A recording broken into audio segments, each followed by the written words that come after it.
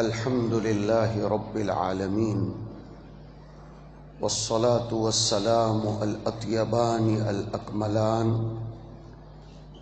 الأشرفان على سيد الأنبياء والمرسلين نبينا وسندنا محمد بن عبد الله وعلى آله وأصحابه ومن تبعهم بإحسان إلى يوم الدين أما بعد فأعوذ بالله من الشيطان الرجيم بسم الله الرحمن الرحيم يا أيها الناس قد جاءتكم موعظة من ربكم وشفاء لما في الصدور وهدى ورحمة للمؤمنين قل بفضل الله وبرحمته فبذلك فليفرحوا هو خير مما يجمعون وقال عز اسمه وتعالى شأنه ادع إلى سبيل ربك بالحكمة والموعظة الحسنة وجادلهم بالتي هي أحسن وقال الله تبارك وتعالى لا تمدن عينيك إلى ما متعنا به أزواجا منهم زهرة الحياة الدنيا لنفتنهم فيه ورزق ربك خير وأبقى وأمر أهلك بالصلاة واصطبر عليها لا نسألك رزقا نحن نرزقك والعاقبة للتقوى صدق الله العظيم. وروى الإمام ابن ماجة رحمه الله تعالى عن النبي صلى الله عليه وسلم أنه قال لو أن أهل العلم صانوا العلم لسادوا به العالم ولكنهم بذلوه لأهل الدنيا فهانوا عليهم او كما قال علیہ الصلاۃ والسلام. گرامی قدر رفیع المرتبت حضرت صدر محترم زیدت معالیہم حضرات علماء کرام بزرگوں دوستوں اور our very very dear and responsible guests who are giving very sacrifice for this madrasa, اور ہمارے آج کے فضلائے کرام مفتیان اعظام اور حفاظ. حضرت مولانا ابھی آپ حضرات کو آپ کے مرتبے کا احساس دلا رہے تھے. اس وقت کچھ ملی جلی گفتگو کرنا ہے تاکہ آنے والا ہر طبقہ ہمارے اس دارالعلوم کی حاضری سے کچھ نہ کچھ حاصل کر کے جائے. میرے عزیز طلباء اور فضلاء، اللہ تعالیٰ نے مدارس کی دنیا میں آپ کی حاضری بر بنائے سلیکشن کی ہے، الیکشن نہیں ہے. الیکشن میں سروں کو گنا جاتا ہے اور سلیکشن میں سروں کو تولا جاتا ہے. دوسری بات، الیکشن میں رائے لی جاتی ہے اور سلیکشن میں اعتماد دیا جاتا ہے. بنیادی فرق ہے. الیکشن میں کانفیڈنس نہیں ہوتا، کنفیوژن ہوتا ہے، اور سلیکشن میں کانفیڈنس مکمل ہوتا ہے. آدمی کو اپنے آپ پر کانفیڈنس نہیں ہوتا، کنفیوژن ہوتا ہے، تو وہ ووٹ لیتا ہے اور لوگوں سے کانفیڈنس لیتا ہے، اور سلیکشن میں اپنا کانفیڈنس وہ دیتا ہے. حق تعالی شانہ نے آپ پر ہم پر اعتماد کا اظہار فرماتے ہوئے اس مدرسے میں روانہ فرمایا تھا، اور یہ ایسے ہی کوئی انفعالی اور خطیبانہ بات نہیں ہے، یہ مدرسانہ بات ہے۔ اللہ تبارک و تعالی اسی حقیقت کو ارشاد فرماتے ہیں کہ ثم اورثنا الکتاب الذین اصطفینا من عبادنا۔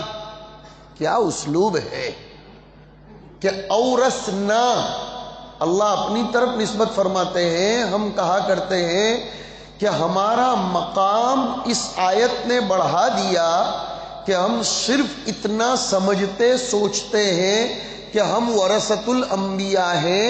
اس آیت نے تو بتلا دیا کہ ہم اللہ کے بھی جانشین ہیں، اور اس کی اور زیادہ مضبوط دلیل انی جاعل فی الارض خلیفہ، اللہ نے عز اسمہ اپنی جانشینی جو انسان کو عنایت فرمائی اس کی بنیاد اس رکوع کو پڑھتے چلے جائیں تو علم کو بنایا ہے۔ خلافت کی بنیاد تسبیح و تقدیس و تحلیل پر نہیں ہے، یہ کرنے والے تو حضرات ملائکہ کیا کم تھے۔ خلافت کی بنیاد علم پر ہے، اور مفسرین علماء رحمہم اللہ نے لکھا کہ علم یہ ایک ایسا جامع لفظ ہے کہ جس میں رٹو بازی کرنے کا نام نہیں ہے۔ رٹتا تو طوطا بھی ہے۔ ایک پیرٹ میں نے دیکھا تھا کینیڈا میں، وہ 85,000 روپیز میں پرچیز کیا گیا تھا۔ طوطا 85,000 روپیز میں خریدا گیا تھا۔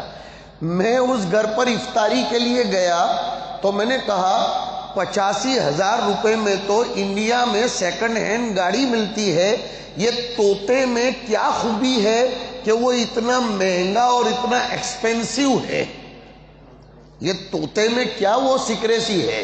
اس گھر کے مالک نے بتایا کہ مفتی صاحب اس کو تقریباً more than 60,000 words by the memory حاصل کرنے کی اللہ تعالیٰ کی طرف سے صلاحیت ہے، یعنی 60,000 سے زیادہ الفاظ وہ رٹ سکتا ہے۔ تو رٹنا اور میمری میں صرف الفاظ کو جمع کر لینا اس کا نام علم نہیں ہے۔ علم تو مصالح امور اور مضار امور، مفادات اور مضرات، ان دونوں کو جاننے، سیکھنے اور اس کو برتنے کا نام ہے۔ بڑی پیاری بات حضرت الامام الاکبر شاہ ولی اللہ رحمۃ اللہ علیہ نے بخاری شریف کے تراجم ابواب کو چھیڑتے ہوئے زبردست بات لکھی کہ آغاز علم سے ہوتا ہے اور انتہا حکمت پر ہوتی ہے۔ حضرت نے 3 الگ الگ شعبے بیان فرمائے، علم، عقل اور حکمت۔ انسان کی ابتدا علم سے ہوئی، اس علم کی بنیاد پر پھر اس میں عقل آتی ہے، عقل کھلتی اور کھلتی ہے۔ حضرت دامت برکاتہم کی بات پر حاشیہ بڑھانے کی جسارت کر لوں، خدا کرے قبول ہو اور حضرت ہی کی دعائیں مل جائیں، کہ فقاہت میں گہرائی اس کے ساتھ گیرائی یہ شرط ہے، اس لیے کہ فقہ، فقوہ، فقیہ جس باب سے بھی مان لو ابواب کھلے ہوئے ہیں، اس کا اصل معنی ہی ہے پھاڑنا اور چیرنا۔ اکیلی گہرائی ہو تو پھاڑا نہیں جاتا، کھودا جاتا ہے۔ چیرنا اور پھاڑنا تبھی ہوتا ہے جب گہرائی کے ساتھ وسعت بھی ہو، پتہ چلا دین میں وسعت ہے، گہرائی بھی ہے، اور جب وسعت ہوتی ہے تو کس چیز کو سلیکٹ کرنا اور کہاں کیا بولنا۔ دیکھو بازار میں اگر آپ چادر خریدنے گئے اور ایک ہی دکان ہے تو اب آپ کو سلیکشن کرنے میں کوئی دشواری نہیں ہوتی، اس لیے کہ چادر کی ایک ہی دکان ہے، گئے اس نے جو مانگا قیمت کو وہ آپ نے دے دیا، لے لیا۔ لیکن so many kinds of shops are available in the market، market میں بہت سی دکانیں چادر کی موجود ہوں اور مختلف قسم کی چادریں ہوں، تو اب آپ کو وہاں حکمت استعمال کرنی پڑے گی کہ بھئی میں موسم گرما کے لیے چادر لے رہا ہوں یا موسم سرما کے لیے لے رہا ہوں یا موسم بارہ کے لیے لے رہا ہوں۔ اس لیے کہ موسم گرما کے لیے کاٹن کو منتخب کیا جاتا ہے، موسم سرما کے لیے مخمل کو منتخب کیا جاتا ہے، اور موسم بارہ کے لیے میل کھاؤ کلر کا انتخاب، اس کو کہتے ہیں حکمت۔ حضرت مولانا علی میاں صاحب رحمۃ اللہ علیہ فرماتے ہیں کہ قرآن کریم کے کچھ الفاظ ایسے ہیں جن کو اردو کا قالب پہنایا ہی نہیں جا سکتا، اردو کے ڈھانچے میں لایا ہی نہیں جا سکتا۔ اس میں سے ایک لفظ ہے حکمت۔ حکمت کا ترجمہ اردو میں نہیں کیا جا سکتا ہے، حکمت کا ترجمہ حکمت سے ہی کریں گے۔ اور یہ حکمت کوئی نئی چیز نہیں سنا رہا ہوں، نبی کی وراثت میں حکمت بھی ہے، نبی کے وظائف میں حکمت بھی ہے۔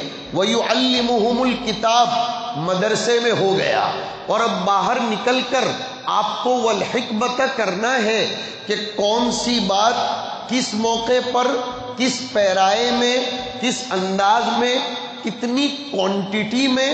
شراب وہی پرانی ہو، بس اس کی بوتل اور اس کا شیشہ نیا ہو۔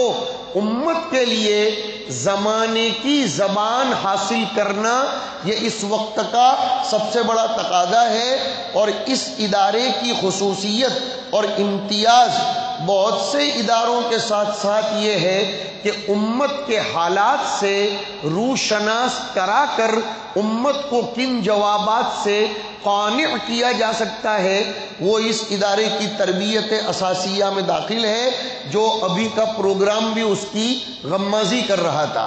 میں نے اسی کو پڑھا، ادعو الی سبیل ربک بالحکمہ، اور فقہ اللغہ والوں نے کمال کر دیا، فرمایا حکمت ہوگی تو احکام آئے گا، اس لیے کہ حکم کا معنی مضبوطی ہوتا ہے، اسی سے احکام، محکم، حکیم، استحکام یہ سب الفاظ نکلتے ہیں، اسی لیے تو اس کا نام فقہ اللغہ۔ ابھی میں نے کہا فقہ کے اندر چیرنے پھاڑنے کا معنی ہے اور اس میں وسعت ہے۔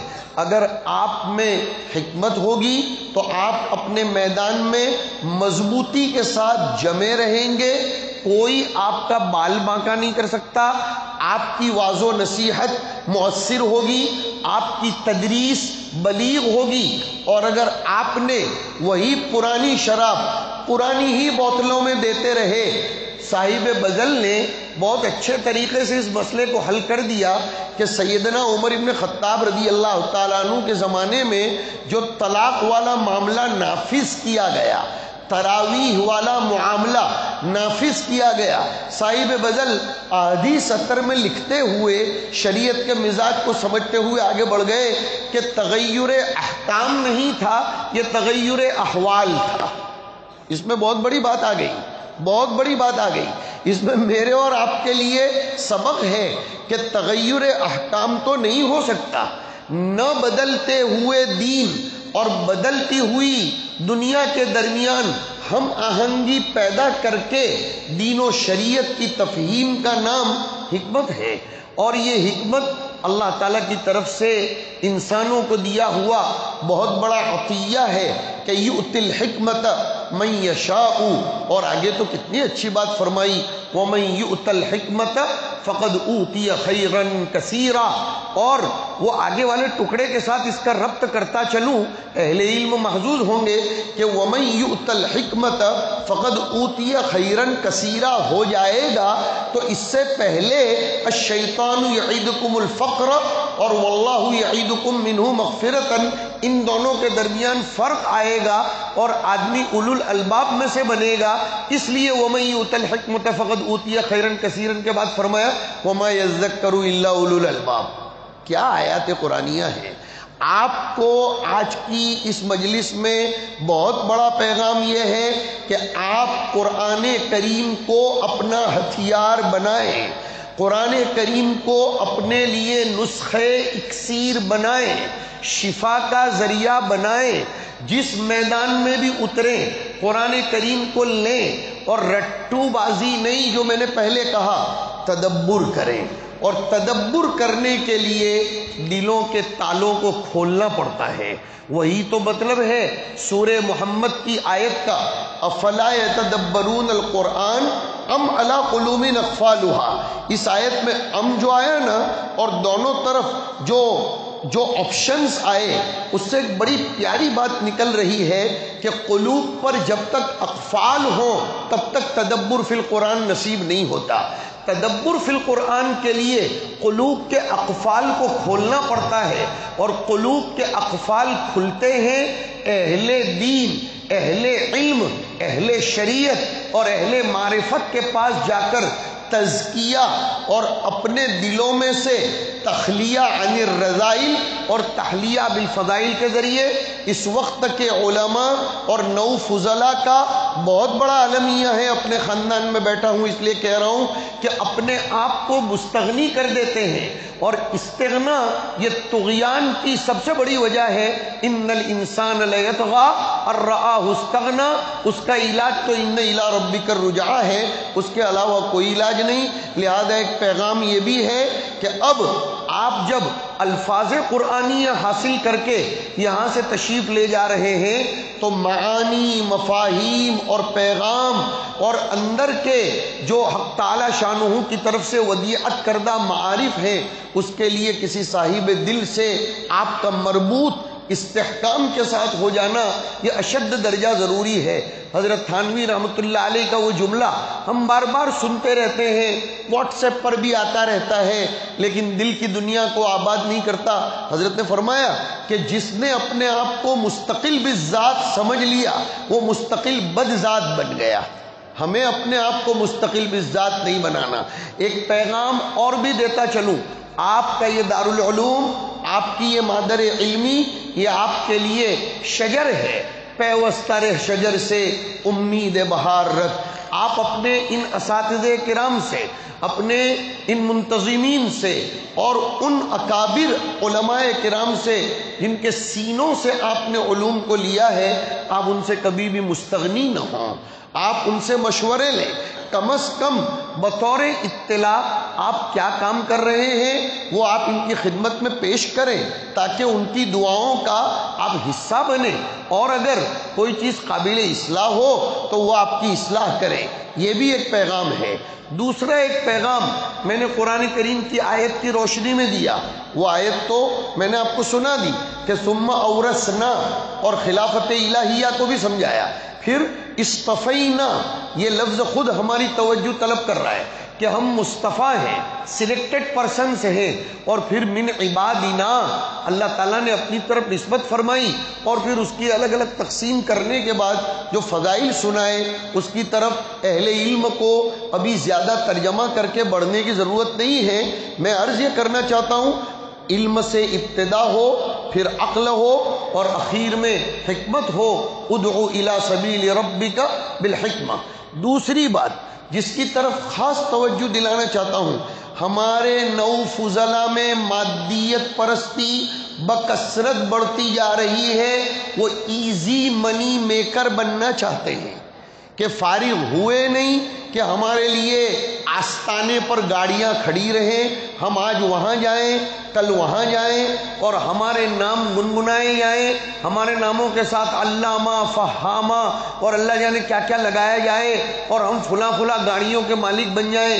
میرے بہت پیارو، جب ہم اپنی وجہ فضیلت العلماء ورثۃ الانبیاء بیان کرتے ہیں تو نبی کو کیا حکم دیا گیا؟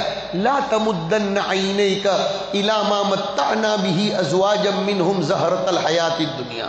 دیکھو، مولانا رومی رحمۃ اللہ علیہ کے حوالے سے جو بات سنائی جا رہی تھی اس کو اس آیت سے مربوط کروں۔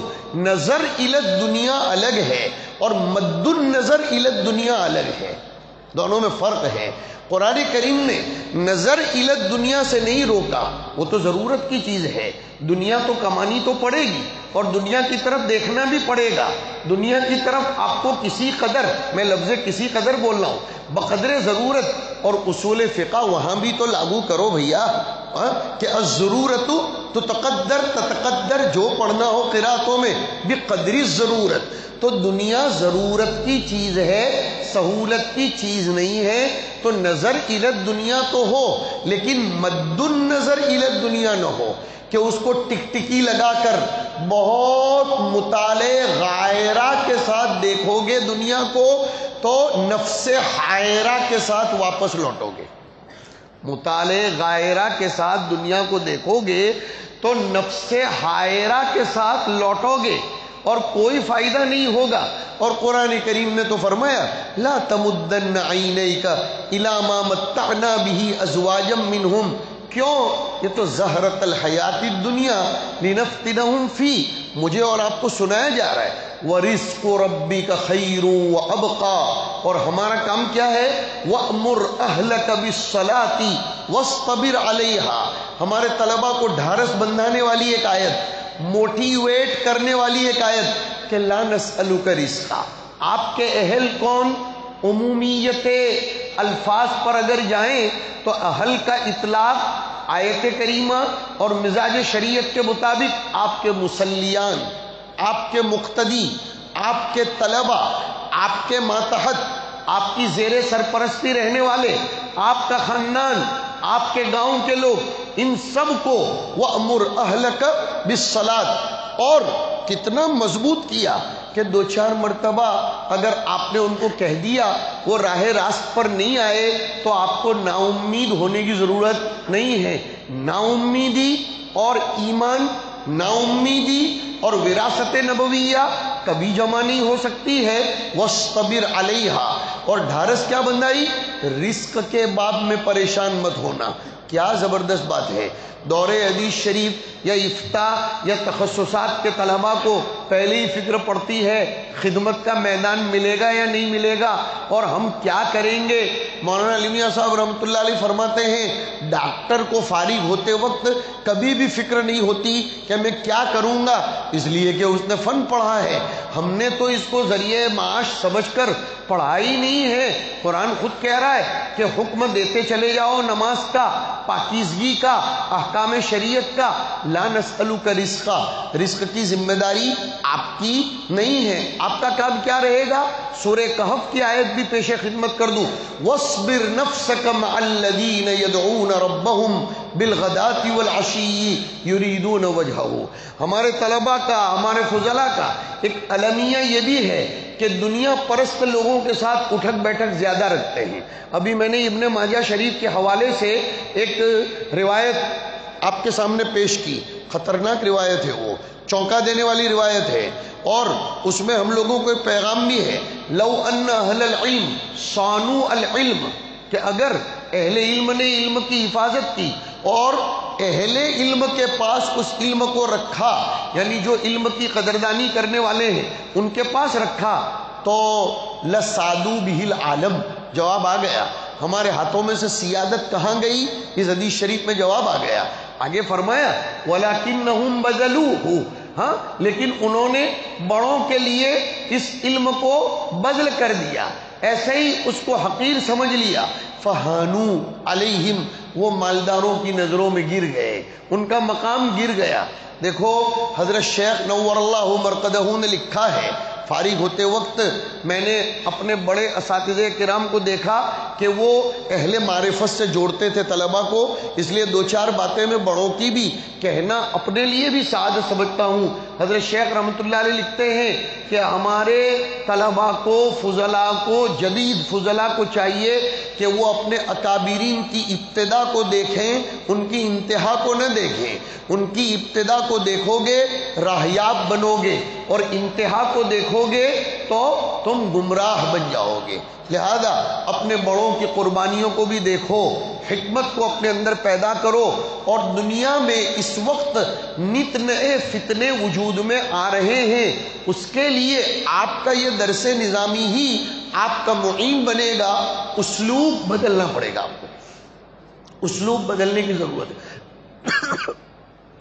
اللہ تعالیٰ فرماتے ہیں نا وَمَا أَرْسَلْنَا مِن رَّسُولٍ إِلَّا بِلِسَانِ قَوْمِهِ. کیوں؟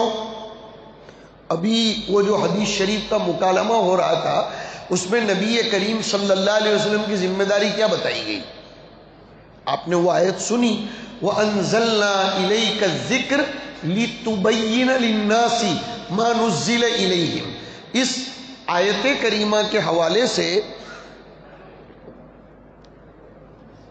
میں اپنے فضلاء کو بتلاؤں کہ جب ہم حضور کے وارث ہیں تو حضور نے تو کبھی کوئی جشن نہیں منایا، حضور نے کبھی دنیا پرستی نہیں کی. حضور ایک مشن لے کر آئے تھے، اور حضور کا مشن حضور کو حضور بنانے والے رب سے ہی معلوم کرنا چاہیے. نبیوں والا کام نبی بنانے والی ذات جو بتلائے گی، دنیا کے مزعومات نہیں بتا سکتے. میں اس جملے کو دوبارہ ریپیٹ کرتا ہوں، نبیوں والا کام نبی بنانے والی ذات جو بتائے گی وہ دنیا کے مزعومات قائم نہیں کر سکتے. تو نبیوں والے کام میں بالخصوص نبی آخر الزماں کے کام میں لِتُبَيِّنَ لِلنَّاسِ فرمایا گیا. دیکھو مفعول بہ کو کبھی کبھی حذف کر دیا جاتا ہے تعمیم کے لیے، لیکن اگر تعمیم مقصود نہ ہو، مقید کرنا ہو کلام کو، تو مقیدات میں جہاں حال، نواسخ، ادوات الشرط وغیرہ ہیں، وہیں مفاعیل خمسہ بھی مقیدات میں آتے ہیں. ذرا آیت پر توجہ دیں گے ہمارے تینوں شعبوں کے طلبہ عزیز، چاہے وہ تخصص فی الحدیث کے ہوں، شعبہ فقہ سے متخرجین ہوں، یا شعبہ عالمیت سے. لِتُبَيِّنَ لِلنَّاسِ مَا نُزِّلَ إِلَيْهِمْ. بڑی قیمتی بات کہہ رہا ہوں قرآن کریم کی. اولاً تبیین ضروری ہے، بیان واضح کرنا ہے شریعت کو. گنجلک باتیں، تعقیدی باتیں، گتھیاں، مشکل باتیں جو آپ ہی کہہ رہے ہیں اور شاید آپ ہی سمجھ رہے ہیں. میں لفظ شاید بڑھا رہا ہوں، آپ ہی کہہ رہے ہیں اور شاید آپ ہی سمجھ رہے ہیں. یہ لِتُبَيِّنَ لِلنَّاسِ نہیں ہوا، لِتُبَيِّنَ لِلنَّاسِ کرنا پڑے گا، واضح کرنا پڑے گا. اب کیا کرنا ہے لِتُبَيِّنَ لِلنَّاسِ میں؟ قصے کہانیاں سنانی ہیں. حد ہو گئی، حد ہو گئی. ہمارے حضرت الاستاذ قاری محمد صدیق صاحب دامت برکاتہم اکثر ایک جملہ فرمایا کرتے ہیں کہ امت آپ کے پاس قیمتی وقت دے کر آتی ہے.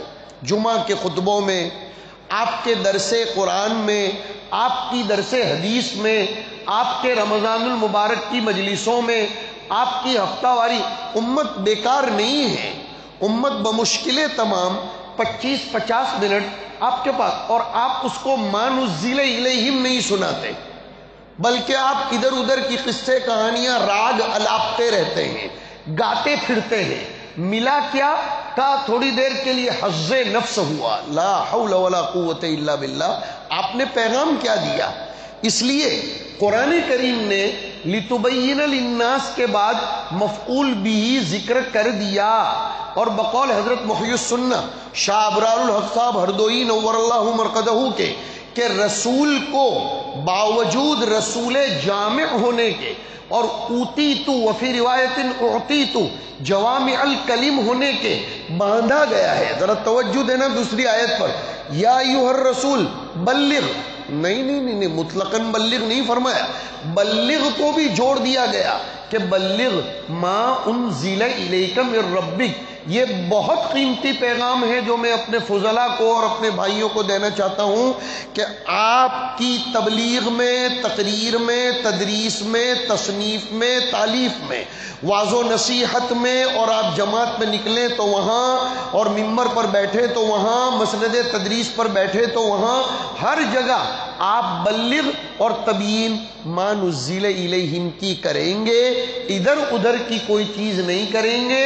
اسی کو میں نے کہا کہ یا ایھا الناس قد جاءتکم موعظۃ من ربکم، حضرت فرمایا کرتے تھے مولانا ذوالفقار صاحب رحمۃ اللہ علیہ، وہ وعظ ہی کیا جس میں موعظۃ من ربکم نہ ہو، اور موعظۃ من ربکم قرآن سے بڑھ کر کیا ہو سکتا ہے؟ زوردار استدلال کرتے تھے حضرت کہ وہ وعظ ہی کیا جس میں موعظۃ من ربکم نہ ہو، لہذا فلاں نے یوں کہا اور فلاں نے یوں کہا، اور ارے اللہ کیا کہتے ہیں، اور حق تعالی شانہ کی اس تشریح رسول اللہ صلی اللہ علیہ وسلم کیا کرتے ہیں، اس کے لیے مطالعہ کرنا پڑتا ہے نا، اور ہمارے فضلاء مطالعہ کرنے کو اپنا حرز جان بناتے ہی نہیں، اور اگر مطالعہ ہوتا بھی ہے تو بے بنیاد مطالعہ ہوتا ہے۔ ایک صاحب تو کہہ رہے تھے کہ میں تو کسی کو استاد نہیں مانتا، میرا استاد تو انٹرنیٹ ہے۔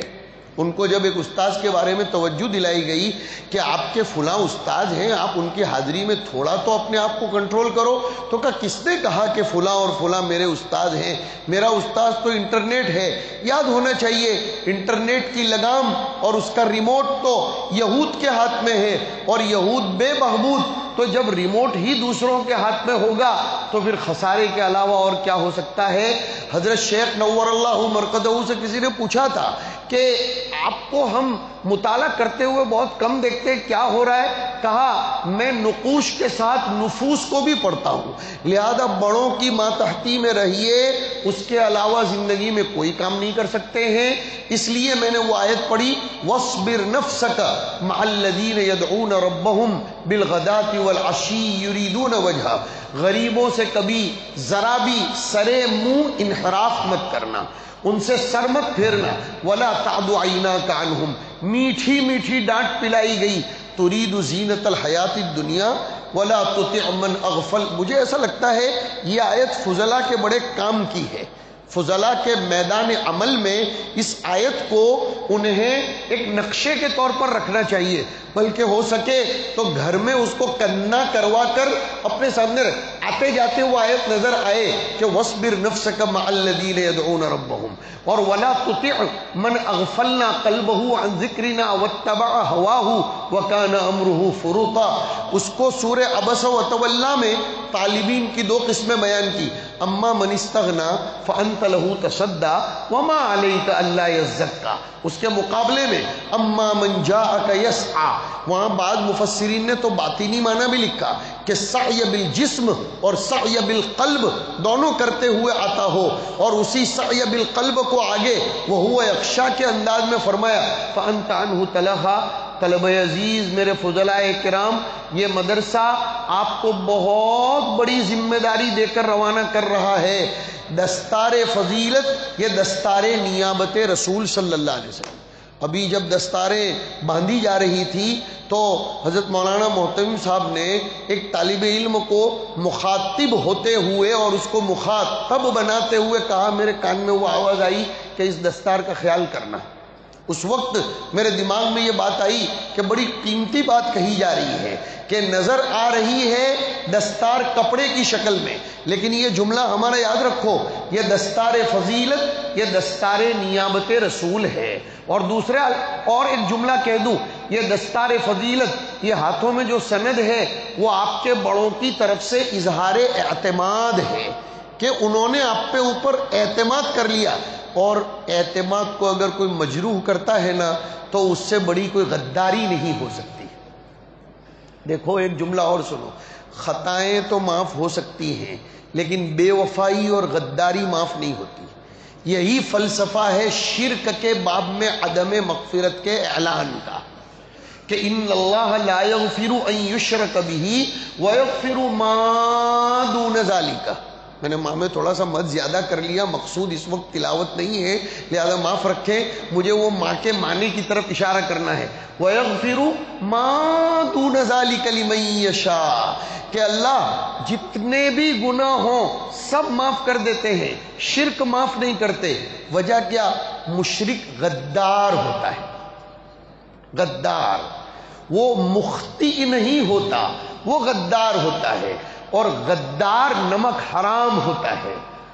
اس لیے ہمیں اس بات کا خیال رکھنا ہے۔ مدرسہ اس کو شوق نہیں ہے تعداد بڑھا کر بتانے کا۔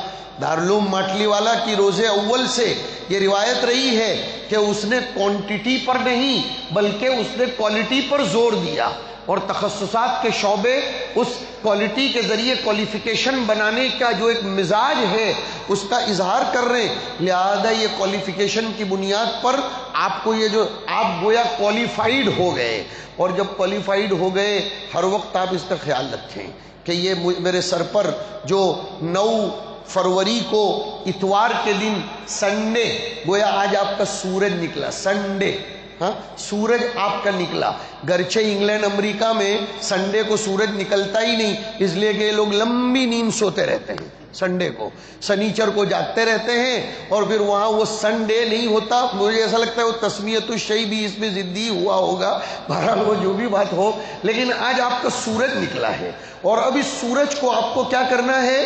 حضور کا نام بھی دیکھو، ماشاءاللہ ایک بات یاد آ گئی ان بڑوں کی برکت سے، حضور اکرم صلی اللہ علیہ وسلم کے ناموں میں ایک نام سراج تھا۔ ایک نصیحت اس سے بھی کرتے چلیں، سراج، سراج سے مراد سورج، سورج تو تمازت لیے ہوئے ہوتا ہے، حرارت لیے ہوئے ہوتا ہے، اور کبھی کبھی تیش میں بھی ہوتے ہیں سوریہ دادا، کبھی کبھی تیش میں بھی ہوتے ہیں، اتنے گرم ہوتے ہیں کہ ان کی طرف آپ نظر اٹھا کر نہیں دیکھ سکتے، بلکہ یہ فرمایا گیا کہ ابردو بالظہر فإن شدۃ الحر من فیح جہنم۔ تو قرآن کریم کو بھی یہ معلوم تھا کہ اکیلا سراج کہیں گے تو پھر وہ معنی نہیں پیدا ہوگا، اس لیے سراجن کے ساتھ منیرن کی قید لگا دی، گویا حضور سراج بھی ہیں اور قمر بھی ہیں، اس لیے کہ قمرن کی صفت سورہ فرقان میں وَقَمَرًا مُنِيرًا آئی، سراج کہا گیا بے اعتبار ذات کے اور منیر کہا گیا بے اعتبار صفت کے، صلی اللہ علیہ وسلم۔ آپ بھی اپنے آپ کو سراج بنائیے، چراغ بنائیے۔ کیا مطلب سراج کا؟ اس کو بھی حدیث شریف سے واضح کریں، لا يبقى على ظهر الارض بیت بدر ولا وبر الا ادخلہ اللہ الاسلام بعز عزیز او ذل ذلیل۔ صاحب مرقات نے وہاں زوردار بات لکھی ہے کہ حضور پاک صلی اللہ علیہ وسلم سراج ہیں، اور سورج کی یہ خوبی ہے کہ وہ چھوٹے سے سوراخ میں سے بھی جگہ بنا کر اپنی کرنوں سے ضیاء پاش کرتا ہے۔ ہم حضور کے وارث ہیں تو ہمیں میدان عمل کا ایسا بنانا ہے کہ عمراء، فقراء، جہال، علماء، بڑے چھوٹے، سب کو ہماری تبلیغ سے فائدہ ہو، سب کو ہماری تدریس سے فائدہ ہو۔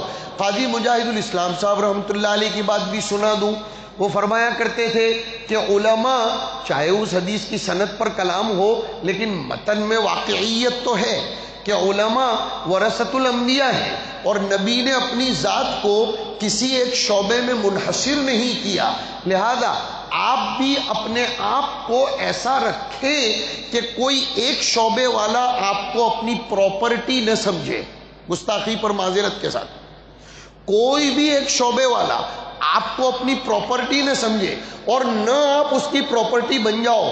آپ مملوک نہیں ہیں، آپ بہت بڑے ہیں۔ در سینہ تو ماہ تمام نہادان، اتنے سستے کبھی مت بننا۔ رات میں ایک فاضل سے کہہ رہا تھا میں، جو ہمارے عقل کنواں سے پڑھ کر پھر وہ تخصص کے لیے فلاح دارین میں آئے، وہ میرے پاس آئے تھے، میں نے ان کو کہا کہ کسی کی عید ہمارے بکرے سے ہو جائے یہ کون سی عقل مندی کی بات ہے؟ کسی کی عید ہمارے بکرے سے ہو جائے، اللہ کرے کہ بہت دور کا استعارہ استعمال کیا ہے، سمجھیں اس کو کہ کسی کو عید منانی ہے تو وہ ہمارا بکرا ذبح کر لے کہ بھئی ہمیں تو مطلب ہے عید کرنے سے، چاہے اس کا بکرا یعنی کسی کے اسٹیج کی کریڈٹ ہماری حاضری سے ہو جائے اور وہ کریڈٹ لے جائے، یہ ہم نے اپنے آپ کو نہیں پہچانا ہے۔ اس کا مطلب ہر اسٹیج پر آپ نہ چلے جائیں، ہر دسترخوان پر آپ نہ چلے جائیں میرے پیارے بچوں، یہ دل کے درد سے کہہ رہا ہوں، یہ لفاظی نہیں ہے، واللہ علی ما اقول وکیل۔ یہ مختصر سی زندگی کا تجربہ ہے کہ آپ ہر اسٹیج پر نہ جائیں، ہر میدان میں نہ پہنچ جائیں، ہر دسترخوان پر، ہر ولیمے میں، ہر عقیقے میں، ہر شادی میں آپ اجابت الدعوت کو دلیل بنا کر نہ جا رہے۔ خدا را غور کریں کہ آپ کے سر پر کتنا بڑا تاج پہنایا گیا ہے، آپ کو نبی کا کتنا بڑا وارث بنایا گیا ہے۔ 2 لقمے کھانے کے لیے ہم کسی کی بھی مجلس کے اور محفل کی زینت بن جاتے ہیں۔ وما من دابۃ فی الارض، اور دابہ عظما یہ تو علماء ہیں ماشاء اللہ، لہذا الا علی اللہ رزقها ويعلم مستقرها ومستودعها۔ استغنا یہ ہماری شان ہونی چاہیے۔ ملا علی قاری رحمۃ اللہ علیہ نے بہت لرزہ براندام کرنے والا جملہ لکھا کہ اگر کوئی عالم، کوئی حافظ اپنے سینے میں علم ہونے کے باوجود کسی مالدار کی طرف للچائی ہوئی نظر سے دیکھتا ہے تو اس کے ایمان کے سلب ہو جانے کا خطرہ ہے۔ اور انہوں نے استدلال کیا کہ من لم یتغن بالقرآن فلیس منا کا ایک معنی یہ بھی ہے، تجوید والا معنی ہے، اور اس کی تفسیر امام بخاری رضی اللہ تعالیٰ نے کی، مجھے اس سے انکار نہیں، لیکن اوتی تو جوامع الکلم کے ناطے ملا علی قاری کی بات اپنی جگہ بالکل صحیح ہے کہ نبی کی بات کو کسی ایک معنی میں محدود، مصداق اولی اور مصداق ثانوی یہ تقسیم کریں، لیکن ایک ہی مصداق، لہذا اس کا خیال کریں۔ میرا وہ جملہ پھر سے دوہرا دوں، دستار فضیلت یا دستار نیابت رسول صلی اللہ علیہ وسلم۔ آپ کا کوئی عمل ایسا نہ ہو کہ جس سے کوئی یہ کہے عالم ایسے ہوتے ہیں، یہ ان کو مدرسوں میں سکھایا جاتا ہے۔ آپ امن کے علم بردار ہوں، شکوک و شبہات کے دافع ہوں، اور الغزول فکری اس وقت بہت زوردار انداز میں کام کر رہی ہے۔ اور ایک جملہ اور سنتے چلے جائیں، سلاح کا مقابلہ تو سلاح سے ہوتا ہے لیکن فکر کا مقابلہ فکر سے ہوگا۔ یہ بہت جامع جملہ ہے، اس کو سنتے رہیے۔ ہتھیار کا مقابلہ ہتھیار سے ہوگا لیکن فکر کا مقابلہ فکر سے ہوگا۔ فکر آپ کی صحیح ہونی چاہیے، اور نقل صحیح اور عقل سلیم ان میں کبھی تناقض اور تضاد ہوتا نہیں ہے۔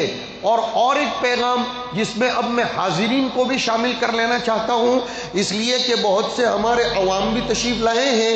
اب کی بات میں ایسی کروں گا جس میں دونوں کا کام ہو جائے کہ میرے فضلاء، میرے عزیز طلبہ اور علماء اور جو پڑھنے والے ہیں ابھی باقی ہیں وہ بھی اس کو سنیں۔ آپ کا مقام قرآن کریم نے احقیت کے انداز میں بیان فرمایا کہ للفقراء الذین احصروا فی سبیل اللہ لا یستطیعون ضربا فی الارض۔ سوال ہو رہا تھا زکوٰۃ، صدقات اور انفاق کے مصارف کے باب میں، تو وہاں قرآن کریم نے احقیت کے باب میں فرمایا، پہلی ہی صفت اصحاب صفہ کی جن کے ساتھ ہماری نسبتیں جا ملتی ہیں۔ ہماری نسبت کتنی بلند ہے کہ ہماری نسبت کوئی عراق سے، ایران سے، برطانیہ سے، آسٹریلیا سے اور امریکہ سے نہیں ملتی۔ واہ واہ، ہماری نسبت تو اصحاب صفہ سے جا ملتی ہے۔ اور اصحاب صفہ کی پہلی صفت بیان فرمائی الفقراء، کہ جو دنیا سے الگ تھلگ رہتے ہیں، اور الذین احصروا فی سبیل اللہ، جو اللہ کے راستے میں گھیر لیے گئے، ای حصروا انفسہم۔ پھر بھی قرآن نے اس کو فعل مجہول سے کیوں تعبیر کیا؟ وہی سلیکشن ہوا ہے، تب جا کر وہ احصروا فی سبیل اللہ بنے۔ تجارت اور مولوی یہ دونوں کبھی جمع نہیں ہو سکتے۔ ہاں، تجارت ہو اور مولوی ہو، جتنے مولویوں نے تجارت میں پیسہ ڈالا میری نظر میں 99% لاس کا سامنا کیے ہیں۔ جتنے بھی مولویوں نے تجارت میں پیسہ ڈالا، قرآن نے اس کو بیان کر دیا نا، لا یستطیعون ضربا فی الارض۔ اور آپ میں شان استغنا ہو کہ یحسبهم الجاہل اغنیاء۔ کیوں؟ امت کے وہی جو میں نے ابھی کہا، تعفف۔ ہم کیوں کسی کے سامنے ہاتھ پھیلائیں؟ ہم کیوں کسی کے سامنے اشارتاً بھی نہیں؟ کوئی پوچھے مولانا کیسا چل رہا ہے؟ الحمدللہ میں بھی اپنی جگہ مالدار ہوں، آپ کی مالداری 2 کروڑ کی ہے تو میری مالداری 20,000 کی ہے، الحمدللہ، میں بھی کوئی کم. لیکن ہمارا جواب کیسا لونجا ہوتا ہے. چالا کرے ہوئے حاجی صاحب اللہ پاک چلا ہوئے تمہارا جواب نظر رہے، لا حول ولا قوت الا باللہ. یہ کوئی جواب ہوا کہ چالا کرے؟ الحمدللہ ہم بالائی والی چائے پیتے ہیں، ہمارے پاس گھروں میں ناشتے 2 مرتبہ ہوتے ہیں. علماء کے پاس فجر کا ناشتہ الگ، عصر والا ناشتہ الگ، اور بہت سو کے یہاں 9:30-10 بجے والا، اور پھر کہہ رہے کہ چالا کرے. نہیں، اللہ کا بہت بڑا احسان، میرا تعفف. ہاں لیکن ہم دادا گیری نہ کریں، ہمارے اندر تواضع ہو. تعریفہم بسیماہم لا یسألون الناس.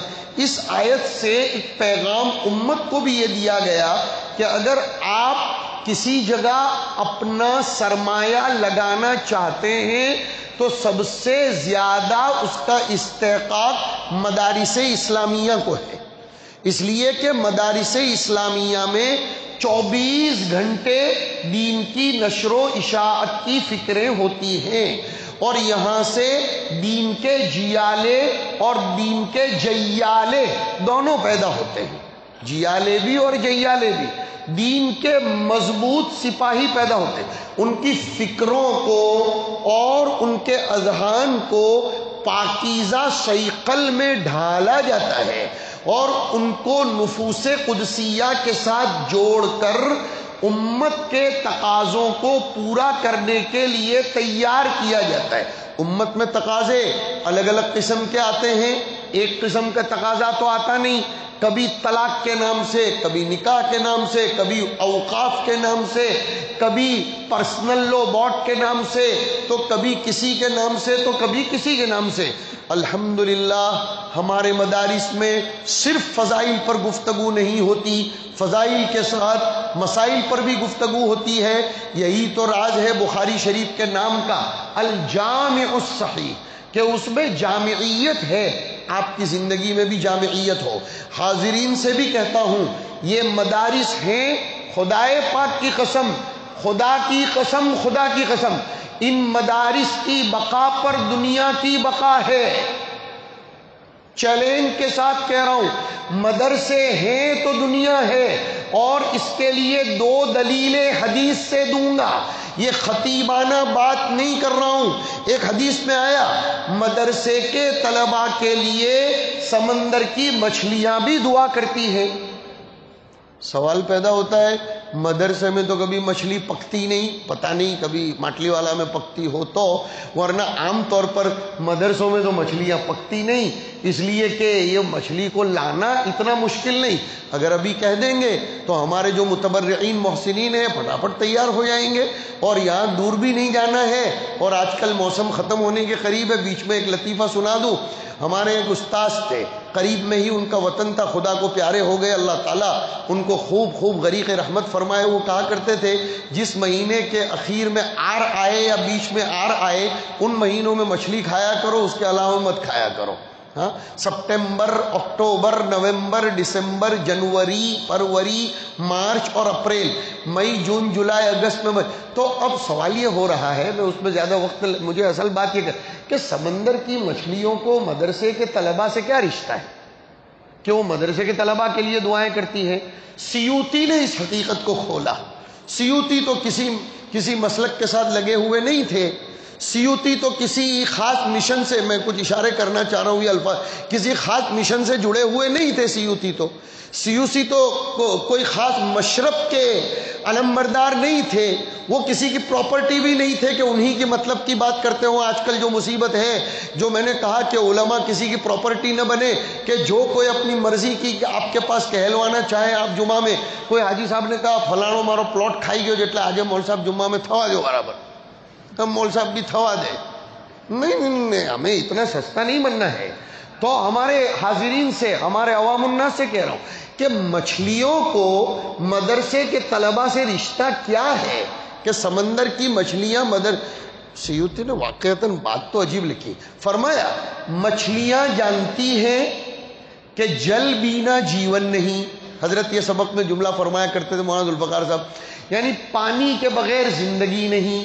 اور مچھلی کے باپ میں تو ویسے بھی کہا گیا ماہی بے آب کی طرح تڑپتا ہے.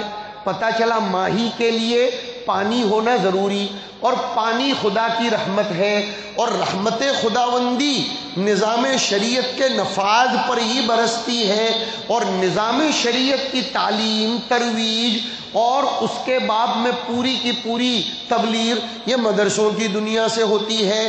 مدارس تبلیغ کو بھی زبردست سرمایہ فراہم کرتے ہیں کہ فضائل اعمال نامی ایک انسائیکلوپیڈیا تبلیغ کا مدرسے کی دنیا نے دیا۔ مسلم پرسنل لا کو وہ لا کی، فقہ کی، قضایا معاصرہ کی، احکام کی یہ ساری باتیں مدارس نے دی۔ خانقاہ کو تزکیہ اور اخلاق حسنہ، کتاب الادب، کتاب الفضائل، کتاب المحامید اور کتاب الاخلاق یہ سب مدارس نے دیا۔ اور اگر تاجر لوگ ہوں تو ان کو کتاب البیوع مدارس نے دیا، اور اگر یہ زراعت کرنے والے لوگ ہوں تو کتاب المساقات والمزارعت مدرسوں نے دیا، اور اگر کوئی فیکٹری ڈال رہا ہو تو اس کو کتاب الشرکت، کتاب الاجارہ دونوں مدرسوں نے دیا۔ اور نہ جانے مدرسے کیا کیا دے رہے ہیں۔ جب سب کچھ مدرسے دے رہے ہیں تو مدرسوں کے ساتھ اتنا مربوط بھی ہونا چاہیے، مدرسوں کو حقارت کی یہ مدارس نبی کے مشن کی تکمیل کر رہے ہیں۔ مدرسے سے جڑنا، بہت ذمہ دارانہ جملہ آگے کہوں گا، مدرسے سے جڑنا گویا اپنے آپ کو مدینہ سے جوڑنا ہے۔ مدرسے کی طرف محبت کی نظر سے دیکھنا گویا مدینہ منورہ کی طرف محبت کی نظر سے دیکھنا ہے۔ لہذا اپنے آپ کو مدرسوں سے مستغنی مت کرو، ان مدرسوں کو اپنا محسن مانو اور ان مدرسوں کو اپنے لیے پاور ہاؤس مانو۔ یہ مدرسے نہیں ہوں گے تو افکار حدامہ اور نظریات باطلہ نہ جانے وہ اپنا مشن کس کس طرح انجام دیں گے۔ جہاں بھی مدرسہ ہوتا ہے الحمدللہ عقائدی اعتبار سے اور رسوم کے اعتبار سے کوئی بھی شیطان جن یا شیطان انس قدم رکھنے سے پہلے سوچ لیتا ہے کہ یہاں تو حصار ہے، الذین احصروا فی سبیل اللہ، حصار ہے۔ لہذا یہاں اور ہم امید کرتے ہیں کہ جو تفاعلات کی بنیاد پر ہم بات کر رہے ہیں ہمارے فضلاء ان پر پورے اتریں۔ میں حاضرین کو مبارکباد پیش کرتا ہوں کہ اتنے بڑے مجمع کا یہاں آ جانا آج چھٹی کا دن ہونے کے باوجود یہ غمازی کرتا ہے کہ آپ سب حضرات مدرسے سے جڑے ہوئے ہو۔ خدا خوب مبارک کرے، اللہ تعالیٰ اس کو پروان چڑھائے۔ اور اخیر میں اپنے تمام شعبوں سے فارغ ہونے والے جو 4 شعبوں سے فارغ ہوئے ہیں طلبہ ان کو آشیرواد دیتا ہوں اور ان کے اجوڑ بھوشیہ کی شوبھ کامنائیں دیتا ہوں، ان کے لیے نیک مستقبل کی تمنائیں پیش کرتا ہوں، ان کے اساتذہ کرام کو اور ساتھ ساتھ ان تمام طلبہ کے جو سرپرست اولیاء اور ان کے پیرنٹس آئے ہوئے ہوں ان سب کو بھی تہہ دل سے مبارکباد پیش کرتا ہوں کہ واقعتاً آپ کی اولاد خوش نصیب ہے۔ گویا آپ کے گھر میں اب نبوی چراغ آ رہا ہے، آپ کے گھر میں نبوی چراغ آ رہا ہے۔ اور ان علاقوں سے جو لوگ آئے ہیں ان سب علاقے والوں کو بھی مبارکباد پیش کرتا ہوں کہ کوئی جس گاؤں کا بھی ہو اس گاؤں میں ایک فاضل آیا، ماشاءاللہ ایک نبوی چراغ آ گیا، اس کو محبت کی نظر سے دیکھو۔ طرفین سے تعلق ہوگا تو کچھ کام ہوگا، شکوے کرتے رہو گے تو کچھ کام نہیں ہوگا کہ مول صاحب فارغ تھے جائے کرتا જ نہیں نہ مول صاحب એવું کہ امت ہمارا لیے کہیں نہیں کرتی۔ یہ امت شکوے والی نہیں ہونی چاہیے، یہ امت معالج بن جائے اور یہ امت ریسرچ کرنے والی ہو کہ آخر یہ رشتہ جڑے گا کیسے۔ اور آخری بات کہہ دوں، حب سے وقت کو بنیاد بنا کر ہم اپنی تنخواہ کو حلال کرتے ہیں تو 5 نمازوں کے جو وقت ہیں وہ اتنے نہیں ہوتے کہ جس پہ اتنی تنخواہ لی جائے۔ پتہ چلا اچھا خاصا وقت محبوس کرنا چاہیے۔ میں شکر گزار ہوں کہ مجھے اپنے کچھ دل کی فکریں کہنے کے لیے موقع دیا گیا۔ حق تعالی شانہ آپ کے اساتذہ کو بھی مبارک فرمائے۔ ہم اچھی طرح سمجھتے ہیں کہ آپ کے اساتذہ اور آپ کے محتمم صاحب آج آپ کو رخصت کرتے وقت ان کے دل پر کیا گزرتی ہوگی، لیکن ساتھ میں یہ بھی کہہ رہے ہیں کہ ان کے دلوں میں آپ کے لیے کتنی امیدیں ہوں گی۔ آپ ان امیدوں پر پورا ہونے کی کوشش کریں۔ اور جتنا مجمع آیا ہے ہم ان سب کو بھی مبارکباد پیش کرتے ہیں کہ یہ قدم اٹھتے نہیں اٹھوائے جاتے ہیں۔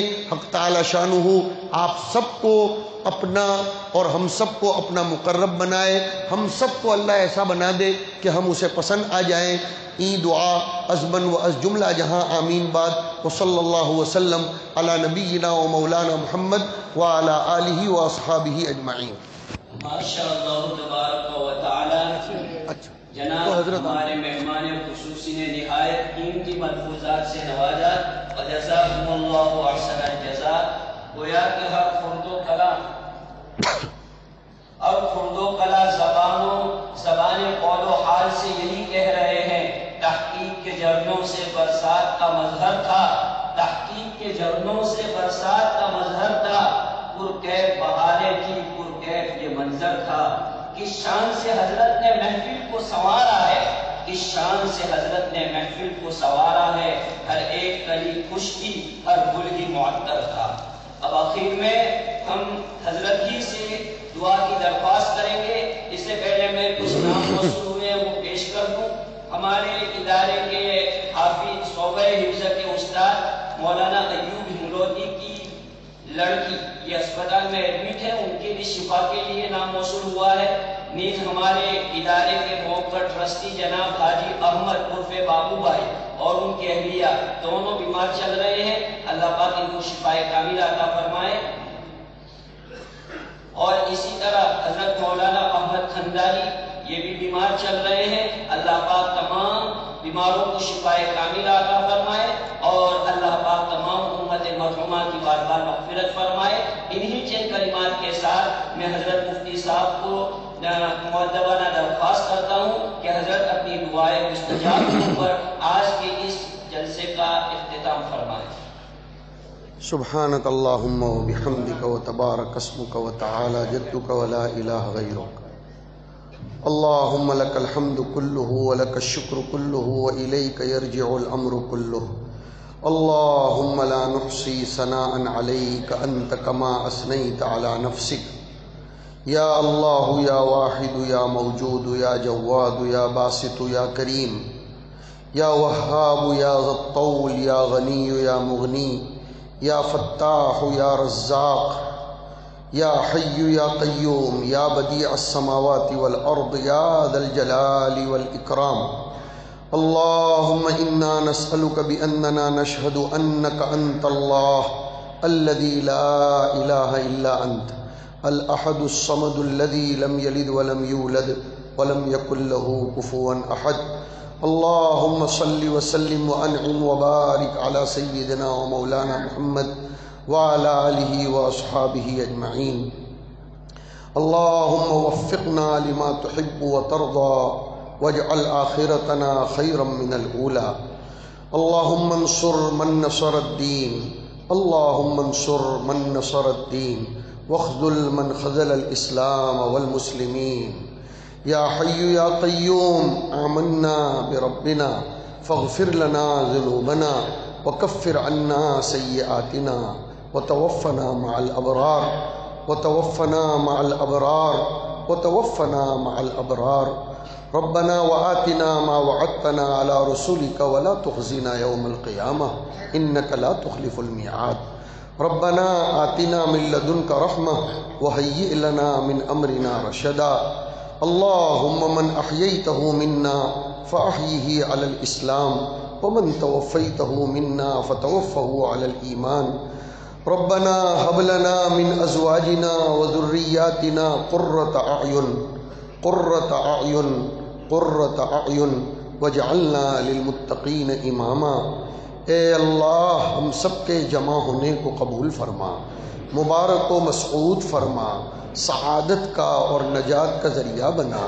الہ العالمین یہ تاریخ ساز مدرسہ، یہ انقلاب آفری ادارہ ایک بہت بڑی کھیپ امت کو فقہ و فتاوی، حدیث اور علوم و معرفت اور حفاظت قرآن کے شعبوں پر مشتمل عنایت کر رہا ہے۔ اے اللہ ان تمام فضلاء اور فارغین کو اپنی ذمہ داریوں کا احساس نصیب فرما اور ان ذمہ داریوں کی ادائیگی میں تیری خصوصی توفیق شامل حال فرما، وسائل مہیا فرما، ذرائع مہیا فرما، ہمارے ان پیارے فضلاء کے لیے خدمت کے میادین میسر فرما۔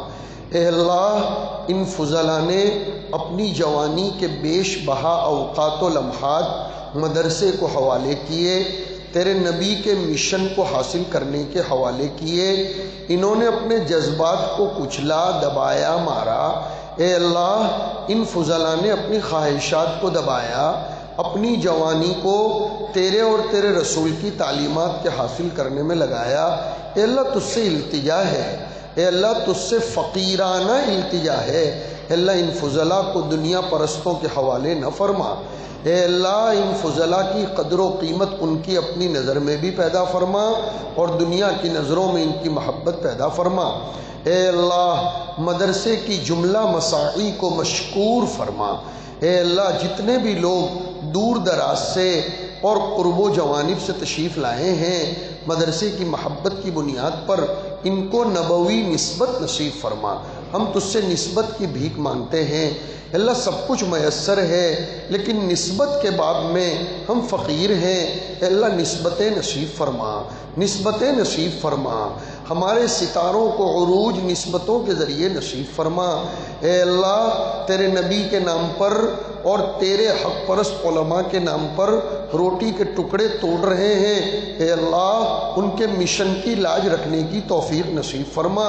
اس مدرسے کو دین دوگنی رات چوگنی ترقیات سے ہمکنار فرما۔ جو لوگ لمبی لمبی مسافتیں طے کر کے مدرسے کی محبت میں تشریف لائے، ان کی حلال کمائی میں برکت نصیب فرما۔ ہمارے اطراف و جوانب سے جتنا مجمع سامنے بیٹھا ہے، اللہ سب کی کھیتی باڑیوں میں، سب کی تجارتوں میں، سب کے کاموں میں، سب کی تجارتوں میں خوب برکتیں نصیب فرما۔ بیماروں کو تندرستی نصیب فرما۔ جن لوگوں کا نامزد اعلان ہوا اور ویسے بھی جو لوگ ہاسپٹل کے فراش پر یا گھر کے بستروں پر بیمار پڑے ہیں، اے اللہ جلد از جلد ان کو صحت وافرہ کاملہ تامہ نصیب فرما، شفا نصیب فرما۔